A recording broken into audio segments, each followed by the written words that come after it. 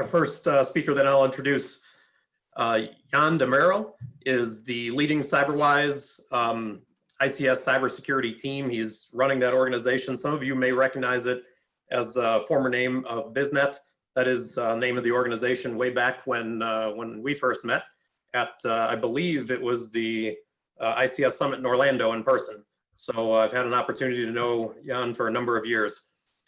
He's been working as a cybersecurity professional since 2011, taking part in various security projects in diverse disciplines and a variety of different sectors, from finance to e-commerce to government, telecommunications, and energy, specifically for this conference. Recently, he's been spending a good majority of his work effort focusing on national critical infrastructure security projects, mostly in the energy sector. He's published a number of white papers, reports, and some findings, zero-day vulnerabilities listed as in the ICS CERT advisories. He participates in NATO and EU energy security workshops. A lot of the work that I've seen coming from him and his organization, just really being an active industry leader for the industrial control system community within his home country of Turkey, organizing ICS security student boot camps, ICS security conferences, and when the day comes when we can all travel again, I look forward to being in person and working with them on some of those initiatives as they're really pushing forward with the community there. Also joining is Yusuf Akdemir, I believe. And both of you, please feel free to correct my my errors as you come on. He's a controls and automation engineer with 5 years experience in industrial control systems, working on PLCs and SCADA applications within the energy sector. Focused on the cybersecurity side of these systems, also contributing to community activities and education outreach events. And again, today they'll be talking to us about process vulnerabilities within refinery environments. And I'd like to thank them both for joining us during their dinner hour, and like to welcome them here. And thank you guys for having us. This is Can from Istanbul, Turkey. I am with Yusuf today. Hello everyone, this is Yusuf from Ankara. And we will be talking about process vulnerabilities today. We have 35 minutes and 19 of slides. And feel free to ask any questions if you have any at the end of the presentation. And of course, you can jump into the Slack and discuss any questions on any topics with us. All right. Yes, we mentioned we will walk through about process and process vulnerabilities. We prepared some cases for process vulnerabilities for you today. Also, Yusuf has just built a simulation environment for the session to give a better understanding for all of us. And then, of course, we will discuss to build some defensive approach. And finally, we will discuss some key takeaways. Actually, Tim introduced us better than me, I guess. I am basically working at Cyberwise, formerly known as BizNet. As Tim mentioned, we are really looking forward to have him in Turkey. Actually, COVID didn't let us. It almost happened, but in future, we would like to host him and everyone from the community. And Yusuf? I am control and automation engineer. I have 5 years experience about industrial control systems, and I'm focused on the industrial cybersecurity side of these systems. And I'm a volunteer at bootcamp for students. I'm happy to be here. Thank you. You can start. Thank you, Yusuf. All right, we will start with an analogy today. What we say is refineries are alive just like a human body.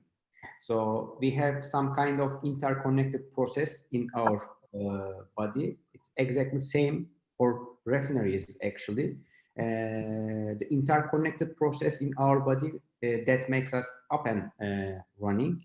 Also same for refineries. There are lots of different type of core and supportive processes like utilities that make refineries up and running. The rest of the presentation, we will use that analogy. Also, we develop our use cases and scenarios based on this analogy to have better understanding for all of us. Before jumping into the process vulnerabilities, we want to look at the processes for refineries. Of course, it is not whole picture for the refinery, but it gives some idea to all of us. There are some core processes such as distilling, cracking, reforming, blending, and treating, and there are some others, and they are all connected in a process-wise. And our cybersecurity approach should be also in process-wise, because most of the time we focus on the core processes and their vulnerabilities, and mostly the protocol vulnerabilities, vendor vulnerabilities, or equipment vulnerabilities, or architecture vulnerabilities. But beyond that, we have some kind of process vulnerabilities that could affect our products, our process, or people around the refinery, or people environment around the refinery. So we will discuss about the process vulnerabilities, but we need to define what it actually means. Since I'm coming from the IT industry, last 5 years I have ICS focus actually, but before that I was focusing on application security and so on. When I compare it to these two disciplines, process vulnerabilities are like business logic vulnerabilities in applications like we have in finance or mobile applications. So that kind of vulnerabilities is difficult to identify and defend, and also easy to trigger with cyber kill chain. It's really important to understand what we are talking in here. We are not talking about some kind of weaknesses on products, protocols, on infrastructure. We are talking some kind of process vulnerabilities that they are all connected to each other, and their way of design or their way of thinking let a process for products to get shut down. So we will discuss upon it. But before it, I would like to also mention the time perspective. Time is really an illusion for the refineries. Why we say that? Because we have lots of different type of like safety systems or emergency control systems or load shedding or stream shedding systems. That kind of systems has very time sensitive applications. If you cannot respond in a proper time, it will affect all of your refinery processes. And sometimes 1 hour means 1 week or 1 month in refinery. For example, if you have some kind of heating operation and if you lose some kind of power in there, it might take to get back to normal operation like 1 week to 1 month sometimes. So while we are discussing process vulnerabilities, we say that milliseconds also matter for the refineries. We will not get into the time perspective in here, but it's also important that we want to share with you. All right. As we mentioned earlier, we have developed or created some specific kind of attack scenarios or process vulnerabilities for you. Again, it's based on our analogy. Since process or refineries are alive, just like the human body, since it has an input and since it has an input, it should have also an output. And sometimes for the regulation, sometimes also better management, we have some kind of waste management systems. Around the globe, there are some biological waste management systems as well. They are based on bacteria, just like the human body. That's why we called it probiotic attack in here, which means think that somehow with a cyber kill chain, you trigger to kill bacteria at the refinery suddenly or slowly. So you are not able to manage your waste. like the wastewater management or direct waste management. At the end of the day, maybe you will not be able to process your product in a timely manner. So it's a supportive process. The most of the time, cybersecurity consultants or asset owners don't focus on that kind of applications, but it has direct effects or indirect effective process continuity or product continuity. The next one is related to trade operation. We call it coma state, which means you are alive, your body functions are alive. For example, your heart is working, your brain is working, but not as intended. There are some functionality that you cannot get into real life. For example, you are not able to think or you are not able to move. It's exact same for the trade operations. It's much more like ERP systems or SAP systems that running on the IT side of the house. And think that your core processes are working perfectly. You produce your product perfectly, but you are not able to import or export any material, your end product. For example, you have some kind of train operation, you have some kind of truck or ship operations, and you are not able to process, to sell, import or export this operation. It doesn't matter how perfect your core process is working, but somehow if you can trigger a cyber kill chain in the IT side of the house and lock down that specific applications, at the end of the day, if you don't have proper or enough capacity of storage, you'll have to shut down your processes in timely manner. So it will affect your processes in a very indirect way. The third one is related to safety systems. That's why we call it reflex states. Actually, reflexes keeps us alive. In refineries, the safety systems stands for people safety or process safety. The major concern of the refineries or plants is the process, people safety, and after that, the process safety. If we cannot manage these systems in a proper way, it has direct effective people life or the environment. So think that your body is not able to respond in a danger in a timely manner, or your body is responding unnecessarily in a reflex state. It also same for the safety systems for refineries. For example, your safety systems or functions are not able to respond in a timely manner, or your safety systems or functions are triggered by a mistake. Again, we are not concentrated on how we can trigger that kind of safety system via cyber kill chain, but once it happens, it directly affects our processes, process continuity, and products as expected. Actually, it happened before. We are all aware, so it's possible. And we just wanted to give that analogy that reflex states also important to us.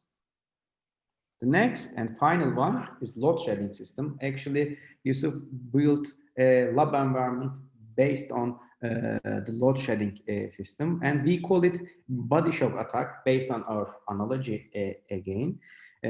Think that you have a power plant as a heart in your body and distribution system as a blood circulation, like a power generation and distribution. And you have to manage that blood in your body in a proper way. Also, it's exact same for the refineries. You need the power, and that's why you have some kind of specific power generators and power distribution units, and also load shedding system. In case of emergency, you have to shed some amount of power with your scenario. Think that your brain needs some kind of blood, but you're not able to process that blood into your brain. You will get into the shock state after a period of time. It's also same for the refineries. Somehow, if you can trigger load shedding system by a mistake, or if you could trigger a wrong scenario for the load shedding system, or your load shedding system has some missing shed amount, it will directly affect your processes, or it will directly affect your equipment. Maybe you will lose some of your equipment at the end of the day. So let's jump into the simulation lab that Yusuf just built and enjoy with him. I hope I will be able to manage the video. Thank you, John, for your presentation. Before the simulation video, I want to talk about the load shedding system. Load shedding is a protection system activated when production and consumption imbalance occur. Grids and generators are source for load shedding system. Motors, pumps, and transformers are loads for load shedding system. When any imbalance occurs, load shedding system will deactivate the load equal to lost source power for system stability. What is the system stability for electricity side in refineries? The answer is voltage and frequency values must be in working range, equipment included in a refinery. So when we talk about voltage and frequency values, load shedding system has to respond very quickly, and this response time has to be in milliseconds. So we designed a load shedding system using SANS tools. We use VCC version 7 to create our human machine interface, and we use TIA Portal version 15 to create our load shedding logics, and also we use TIA System Advanced version 2 for communication between HMI and PLC. What will be in this video? We will apply two attack scenarios in this video. One of them will be about unexpected load shedding, and the other one will be about the missing shed amount. Yes, John, we can start the video now. Okay, before jumping into the video, I would like to remind that we have some lab setup, but it doesn't indicate any vendor vulnerabilities or protocol vulnerabilities. We just had to design something, and we used what we have, and we tried to keep it simple. Beyond protocols or beyond the products in here, we need to concentrate on the process. As you mentioned, we have two different lab scenarios: unexpected load shedding and missing shed of amount. All right.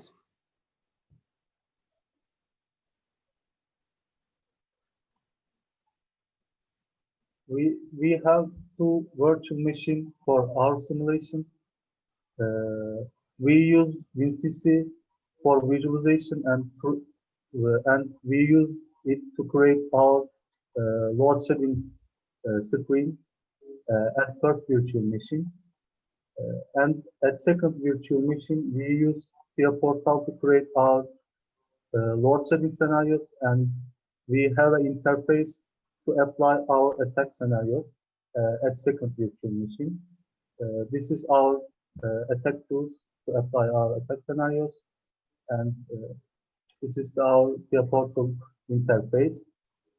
This is our load shedding logics. We use SQL language to create these logics.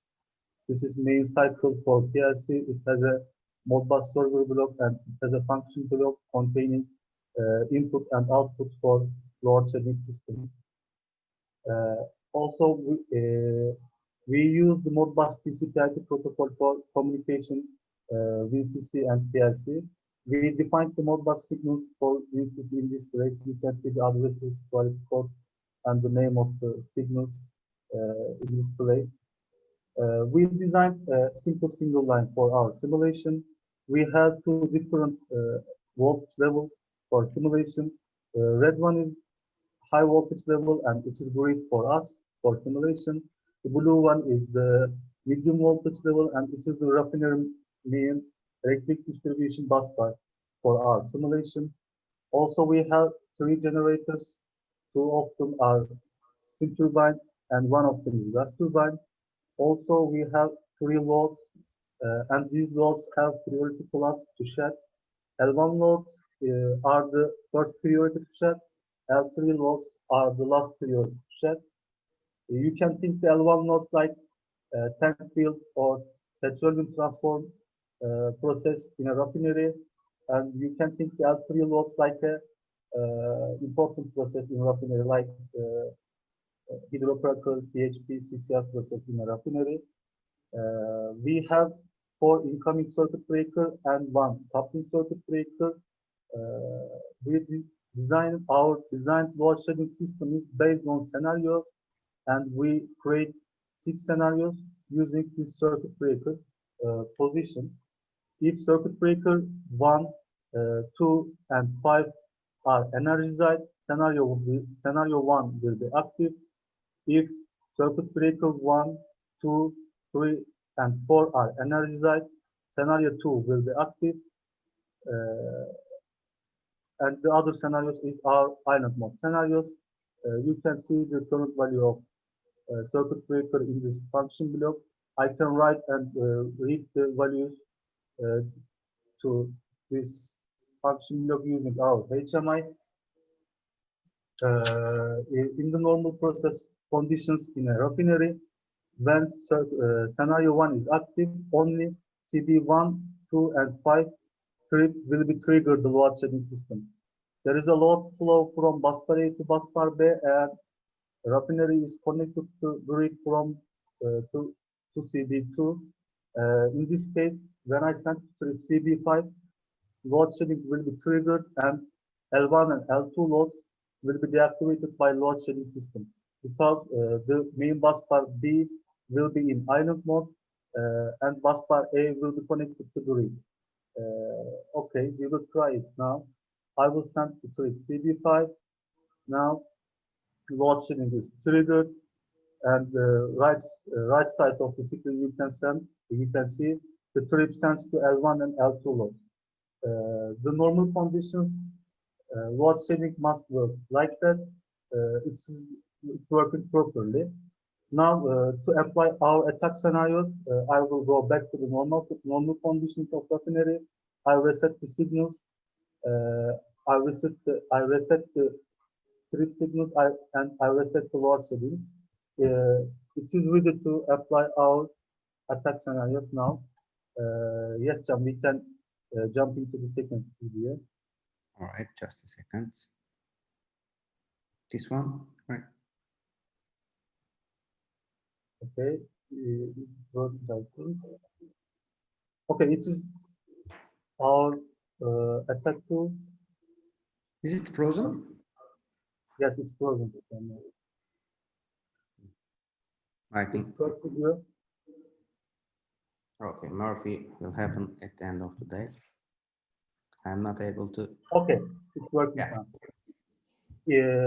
At first attack scenario, when the refinery is active on scenario 1, we will change the scenario 1 from to scenario 3 using our attack tools. It is our attack tools. Now I will run it. You can see the current value of circuit breakers, which I changed. Their addresses are false now. I will run the attack tools. Again, I run the attack tools. There are some functions in these tools. We will use the function code6 to write the register, write the PLC register. I write the PLC IP addresses. I write the function code which I use, and I write the Modbus addresses of PLC, and I write the value of circuit breaker using this tool. Now I will change for circuit breaker position for scenario 3. We will see it now. I write the value, I change the addresses. Again, for last circuit breaker, I write addresses, and the value has changed. Okay, the value has changed. You can see the screen, their addresses is now true. Let's check it on HMI. Normally there is a load flow from busbar A to busbar B, but we changed the scenario now. Scenario 3 is active. In this case, when we send the trip CD5, there will be nothing because when CD5 is tripped, bus bar B will connect to the grid, so load shedding is not triggered, and trip not sent to L1 and L2 loads. Loads cannot shed it because of this. Voltage and frequency values will decrease. Motors, generators, all equipment included in refinery will be disabled, and refinery goes shut down. And unexpected shutdown in refinery may cause the fire or explosion, and we don't want to live in this situation in a refinery. Now for our second attack tools, I will go back to normal conditions of refinery. Again, scenario 1 is active. CB1, CB2, and CB5 are energized. In this scenario, the refinery imports 10 megawatt value from the grid, and in this case, when I send to CB1 and CB2, load shedding will be triggered again, and L1 and L2 loads will be disabled by load shedding system. Normal conditions, load shedding is triggered now, and trip sends to L1 and L2 loads. It's the normal process conditions. For our attack scenarios, we will write a lower value than 10 megawatts for our import value. I will use our attack tools for that. I write the addresses here now, and I write the lower value than 10 megawatts. Now refinery. The 10 lower value writing is here. In this case, when I send to CB1, the load shedding will be triggered, but only L1 loads are disabled by load shedding system. So missing load schedule. Because of this, there will be same incident like our first attack result. Yes, Jan. That's all. Thank you, Yusuf. As you mentioned earlier, the first scenario, you prevented the load shedding system to trigger itself. And second one, the normal operation had the shed two loads, L1 and L2, but you again prevented the load to not shedded by the system.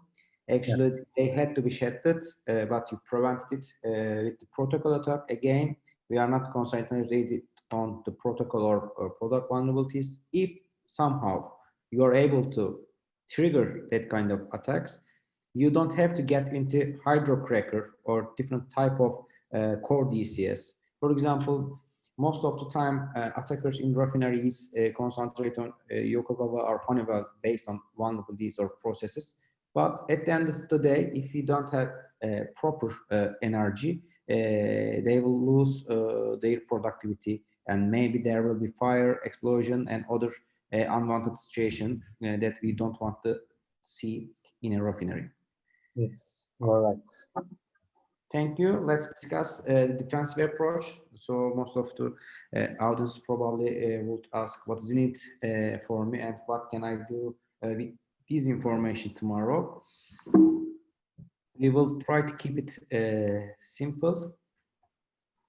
And most of the time, our security or visibility tools or our assessments doesn't cover the process issues as we see from the market. So what we do in the field, we define processes and process interdependencies and criticality. It could be done with some tools, or it could be done with the question and answer with the plant guys, let's say. Once you have the proper process information and knowledge, you can jump into the process vulnerabilities. So how we can identify process vulnerabilities? Sometimes it's in process itself, sometimes it's in logic implementation or architectural implementation. Once you have process and process vulnerabilities, you should be able to define cyber kill chain based on your process again, your attractor assets, protocol, vulnerabilities, and threats. For example, you may use some kind of product-based or equipment-based vulnerabilities at this section. To trigger process vulnerabilities, at the end of the day, you will affect direct or indirectly the processes. Once you have process vulnerabilities and cyber kill chain, knowledge and information, you need to define tools, scenario, and metrics. Scenario is important in here. Once you have proper scenario to trigger some kind of cyber kill chain for the process vulnerabilities, you will be able to define metrics and log sources, and especially physical locations. If you have multiple locations and huge plants, it's also important to get into action if something happens. Also, tools is very important. If you have any, you can use your own open source or commercial ones. But the thing is that the most of the tools in the market doesn't have proper knowledge of processes. What I mean by that, it's not just the process values or protocol values. Sometimes you need to know you're at the waste management system. Sometimes you need to know that you are in the hydrocracking unit automatically. Some of tools can do that, some of tools cannot do that, but we should enable our tools based on process to have better understanding what's going on in our infrastructure. Once we have 5 pillars, we can now monitor our infrastructure based on process. Again, it's very important, and scenario-based alarms, and we will keep it working again and again. We will review all of the process again and again. Once you have this process, you will have process and process vulnerabilities and cyber kill chain, and you will have whole picture, and then you can enable your OT-SOC. So what we should remember from this session: refineries are alive and have some process vulnerabilities, of course. And these process vulnerabilities cause of insecure by process design, not just protocols, not just technology, architecture, or equipments. We have some insecure process design which is directly interconnected to each other. And also, we should know that process vulnerabilities can be triggered by a cyber kill chain. We mentioned that it's very easy. And also, what is missing in the industry, cybersecurity mindset should be built by process-wise approach. That's how we can defend our infrastructure in a proper way. So if you have any question, guys, please feel free to ask. We will jump into the Slack as well. This is end of our presentation. Thank you very much. We also thank to Michael Hoffman for mentoring us, and SANS team for having us. Thank you very much. Thank you, everyone.